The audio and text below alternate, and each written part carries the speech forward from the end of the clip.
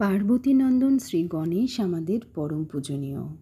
সকল দেবদেবীর আরাধনার প্রারম্ভে শ্রী গণেশের বন্দনা আবশ্যক। অষ্টাদশ শতাব্দীতে সংস্কৃত সাহিত্যে ধর্মীয় স্তোত্র বা বন্দনার উদ্দেশ্যে রচিত হয় গণেশ পঞ্চরত্নম, যা মূলত দুটি ভাগে বিভক্ত: পঞ্চমণি ও ফলশ্রুতি।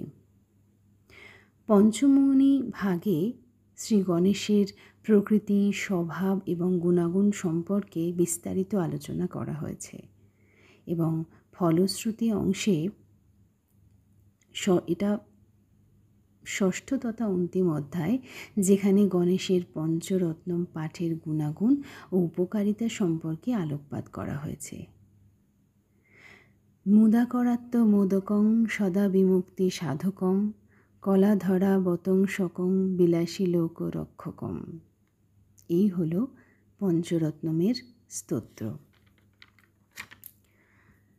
সাধারণ মন্ত্র: ওং শ্রী গণেশায় নমঃ।